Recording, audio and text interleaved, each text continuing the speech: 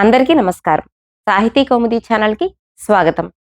ఈరోజు మనం వీడియోలో 2 ఆసక్తికరమైన సంస్కృత శ్లోకాలను తెలుసుకుందాం. ఒక శ్లోకమేమో సంస్కృత శ్లోకంలో తెలుగు పదాలేమిటి అని మనల్ని తికమక పెడుతుంది. ఇంకొక శ్లోకం మనకు 4 ప్రశ్నలను వేస్తుంది. ఈ 4 ప్రశ్నలకి సమాధానాలు మనందరికీ తెలిసినవే. కాకపోతే చిక్కుముడి ఎక్కడ ఉంటుంది అంటే అడిగిన ప్రశ్నలోనే సమాధానం కూడా దాగి ఉంది, ఎక్కడో కనుక్కోండి అని అంటుంది ఆ శ్లోకం. ఈ శ్లోకాలను తెలుసుకోవడానికంటే ముందు మీరు గనక సాహితీ కౌముది ఛానల్ని మొదటిసారి చూస్తూ ఉన్నట్లయితే తప్పకుండా ఛానల్ని సబ్స్క్రైబ్ చేసుకోండి. వీడియోను పూర్తిగా చూడండి. నచ్చితే లైక్ చేసి షేర్ చేయండి.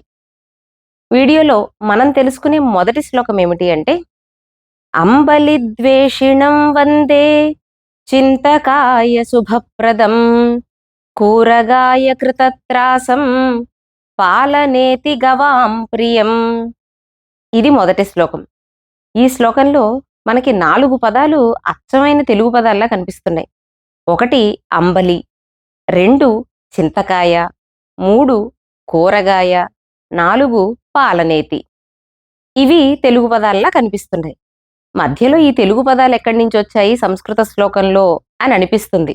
అయితే కాస్త జాగ్రత్తగా పరిశీలన చేస్తే అవి కూడా సంస్కృత పదాలే అవుతున్నాయి. శ్లోకం యొక్క ప్రధానమైన ఉద్దేశ్యం ఏమిటి అని అంటే వందే. వందే అంటే నమస్కరించుచున్నాను. ఎవరికో నమస్కారం చెప్తున్నారు. ఎవరికి నమస్కారము అన్నది శ్లోకాన్ని జాగ్రత్తగా పరిశీలన చేస్తే తెలుస్తుంది. అం బలిద్వేషిణం చింతకాయ శుభప్రదం కు ఉరగాయ కృతత్రాసం పాలనే అతి గవాం ప్రియం. ఇది పదవిభాగం చేసుకుంటే ఇందులో మనకు కనిపించే సంస్కృత పదాలు. మొదటి పదం అం. అం అనంటే విష్ణువును అని అర్థం. ఆ అనే అక్షరానికి బ్రహ్మ, విష్ణువు, మహేశ్వరుడు అని 3 అర్థాలు కూడా ఉన్నాయి. అం అంటే ద్వితీయ విభక్తి అన్నమాట. అంటే విష్ణువును అని అర్థం. అం వందే, విష్ణువును నమస్కరించుచున్నాను. ఎలాంటి విష్ణువు అనంటే ఒక్కొక్క విశేషణం చెప్పుకుంటూ వస్తున్నారు కవి.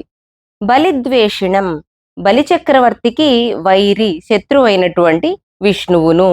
అం బలిద్వేషిణం, ఇదే మనకి అంబలిద్వేషిణంలా కనిపించింది. తరువాత చింతకాయ శుభప్రదం. కాయము అంటే శరీరము, చింత అంటే ఆలోచన అని అర్థము. విష్ణువునే ఆలోచన చేస్తూ ఉండే శరీరులకు అంటే విష్ణుమూర్తినే ధ్యానించే వారికి అని అర్థం. చింతకాయ అటువంటి వారికి శుభప్రదం, శుభములను కలిగించే విష్ణుమూర్తిని వందే, నమస్కరించుచున్నాను. అం వందే, విష్ణువును నమస్కరించుచున్నాను. బలిద్వేషిణం వందే, బలిచక్రవర్తికి శత్రువైన విష్ణుమూర్తిని నమస్కరించుచున్నాను.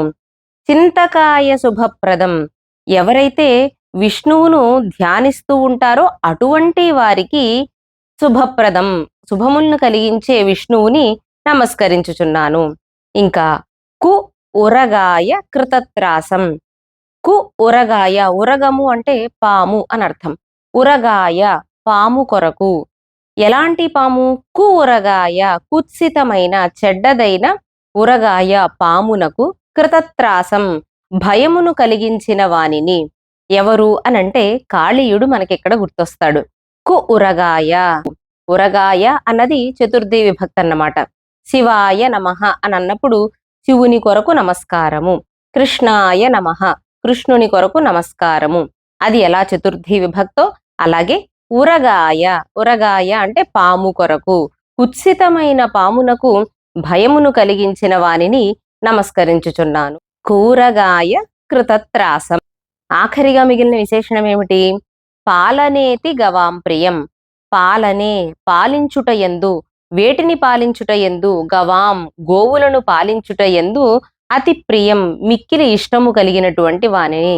అంటే గోవుల్ని పాలించుట యందు ఎంతో ఇష్టము కలిగిన వానిని వందే, నమస్కరించుచున్నాను అని ఇలా గనక మనం విడదీసి చదువుకుంటే ఆ తెలుగు పదాలలోనే సంస్కృత పదాలు ఉన్నాయి అనే విషయం తెలుస్తుంది. ఈ అర్థాన్ని దృష్టిలో పెట్టుకుంటూ శ్లోకాన్ని ఇంకొకసారి చూద్దాం.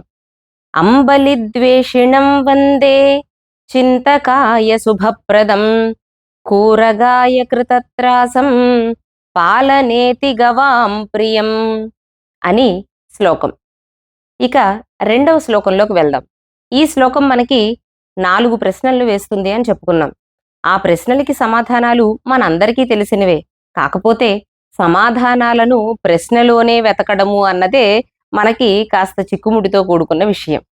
శ్లోకం ఏమిటంటే, లంకా భూప నిశాచరో రఘుపతిం యుద్ధే కథం దృష్టవాన్ దీనం పాతి పితేవ యః పశుపతిః కస్తస్య వాహః ప్రియః కేనాపూర్వఫలం నరైః సుకృతిభిః కస్మిన్ స్థలే భుజ్యతే జారాయే భువి తాన్ ప్రశాస్తి కథమో హ్యేషామిహైవోత్తరం.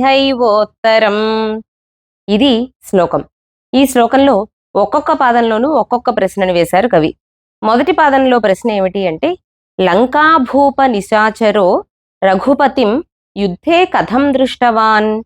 లంకాభూప, లంకను పరిపాలించేటువంటి, నిశాచర, రాక్షసుడైన రావణుడు, రఘుపతిం, శ్రీరామచంద్రమూర్తిని యుద్ధే కథం దృష్టవాన్, యుద్ధమునందు ఎలా చూశాడు, యుద్ధములో శ్రీరామచంద్రమూర్తి రావణాసురునికి ఎలా కనిపించాడు అన్నది మొదటి ప్రశ్న.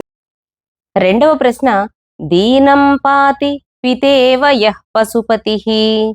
పశుపతిః, ఏ పశుపతి అయితే, పితేవ, పితా ఇవ, తండ్రి వలె, దీనం పాతి, దీనులను రక్షిస్తాడో, కహా తస్య వాహః ప్రియః, అతని యొక్క ప్రియ వాహనము ఏమిటి, అతనికి ప్రియమైన వాహనం ఏమిటి అని అడుగుతున్నారు. అంటే పరమశివుని యొక్క వాహనమేమిటి అన్నది రెండవ ప్రశ్న.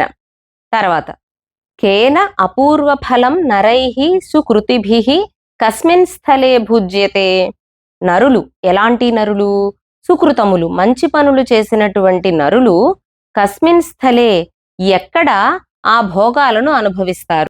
దేహానంతరము నరులు వారి చేసినటువంటి మంచి పనులకు గాను అపూర్వ ఫలం, అపూర్వమైనటువంటి ఫలాన్ని, కస్మిన్ స్థలే భుజ్యతే, ఎక్కడ పొందుతూ ఉంటారు, ఏ స్థలంలో ఆ అపూర్వ ఫలాన్ని పొందుతారు అన్నది మూడవ ప్రశ్న. ఇక నాలుగవ ప్రశ్న, జారా ఏ భువితాన్ ప్రశాస్తి కతమః. జారులు అంటే ఎవరైతే ధర్మానికి విరుద్ధంగా నడుచుకుంటారో, ఎవరైతే సంప్రదాయాలకు విరుద్ధంగా నడుచుకుంటారో అటువంటి వారిని ఎవరు ప్రశాస్తి, ఎవరు శిక్షిస్తూ ఉంటారు. జారా ఏ భువితాన్ ప్రశాస్తి కతమః, ఎవరు ఇలాంటి వారిని శిక్షిస్తూ ఉంటారు. ఏషాం ఇహైవోత్తరం, ఏషాం, వీటన్నిటికీ, ఇహ ఏవ ఉత్తరం, ఇక్కడే సమాధానాలు ఉన్నాయి అని మనకి శ్లోకం వేస్తూ ఉన్న 4 ప్రశ్నలు. 4 ప్రశ్నలకి మనకి సమాధానాలు తెలిసినవే. యుద్ధంలో శ్రీరామచంద్రమూర్తి రావణాసురునికి ఎలా కనిపించాడు అనంటే, యముడిలాగా, కాలుడిలా కనిపించాడు. అలాగే పరమశివునికి ఇష్టమైన వాహనం ఏమిటి అంటే నంది, అది కూడా మనకి తెలిసిన సమాధానమే. మూడవ ప్రశ్న, మనుష్యులు వారు చేసినటువంటి సుకృతములకు సంబంధించిన అపూర్వమైన ఫలాన్ని దేహానంతరము ఎక్కడ పొందుతారు అనంటే స్వర్గంలో పొందుతారు. చివరిగా, ధర్మానికి విరుద్ధంగా ప్రవర్తించిన వారిని ఎవరు శిక్షిస్తారు అనంటే రాజు లేదా ప్రభువు శిక్షిస్తాడు. ఈ సమాధానాలన్నీ కూడా మనకి తెలిసినవే. కాకపోతే ప్రశ్నలు ఎక్కడున్నాయి అని మనం ఆలోచన చేస్తే ఎక్కడ కనిపిస్తాయి? మొదటి పాదంలో లంకా భూప నిశాచరో రఘుపతిం యుద్ధే కథం దృష్టవాన్, ఇది కదా మొదటి పాదం. ఈ మొదటి పాదంలో మొదటి 2 అక్షరాలను మనం అట్నుంచి ఇటు కాకుండా వెనక నుంచి గనక చదివితే, మొదటి 2 అక్షరాలనే, అదే సమాధానం అవుతుంది. అంటే లంక అనే పదాన్ని తిరగేసి చదివితే కాలం అన్నది కనిపిస్తుంది. కాలం అంటే, కాలహ అంటే యముడు అని అర్థం. కాలం అంటే యమునిలా చూశాడు రావణాసురుడు శ్రీరామచంద్రమూర్తిని. ఆ మొదటి 2 అక్షరాల్ని తిరగేసి చదివితే అదే సమాధానం. అలాగే రెండవ పాదానికి కూడా ఇదే నియమం. దీనం పాతి పితేవయ పశుపతిః అని కదా మొదలవుతోంది రెండవ పాదం. ఆ రెండవ పాదంలో పరమేశ్వరుని యొక్క ప్రియమైన వాహనం ఏమిటి అన్నది ప్రశ్న. మొదటి ప్రశ్న లాగానే మొదటి 2 అక్షరాలను వెనక నుంచి చదువుదాం. మామూలుగా అయితే దీనం అని ఉంది, మనం వెనక నుంచి చదివితే అది నంది అవుతుంది. అదే కదా సమాధానం. అలాగే మూడవ ప్రశ్న, మనుష్యులు వారు చేసినటువంటి పుణ్యములకు ఫలితములను ఎక్కడ అనుభవిస్తారు అనంటే మూడో పాదం ఎలా ప్రారంభమవుతోంది? కేనాపూర్వ ఫలం అని మొదలవుతోంది. మొదటి 2 అక్షరాలను వెనక నుంచి చదువుదాము. కేనా అన్నది తిరగేస్తే నాకే అనవుతుంది. నాకము అనంటే స్వర్గము అనర్థం. నాకే అంటే స్వర్గమునందు మనుష్యులు వారు చేసినటువంటి సుకృతములకు ఫలములను అనుభవిస్తారు. ఇక చివరిగా జారా ఏ భువితాన్ ప్రశాస్తి, ధర్మానికి విరుద్ధంగా ప్రవర్తించిన వారిని ఎవరు శిక్షిస్తారు అనంటే మొదటి 2 అక్షరాలను తిరిగేసి చదువుదాం. మొదటి 2 అక్షరాలు జారా అయితే దాన్ని వెనకాల నుంచి చదివితే రాజా అని సమాధానం అవుతుందన్నమాట. ఇది కవి యొక్క చమత్కారం. అంటే మనం ఇప్పుడు లాజికల్ రీజనింగ్ అని ఒక పేరు పెట్టుకుని ప్రత్యేకంగా మనం అభ్యాసం చేస్తున్నాం గాని, ఇలాంటి చిక్కుముళ్లతో బుద్ధిని ఇలా కూడా మనం ప్రసరింపచేయాలి అనే ఆలోచనని ఆనాడే కవులు శ్లోకాలలో కూడా ఈ తరహా ఆలోచనని మన చేత అలవాటు చేయించడం కోసం ఇలాంటి రచనలు చేశారు అన్నది మనకు అర్థమవుతోంది. వీడియో గనక నచ్చితే తప్పకుండా లైక్ చేయండి. సాహితీ కౌముది ఛానల్‌ని సబ్స్క్రైబ్ చేసుకోండి.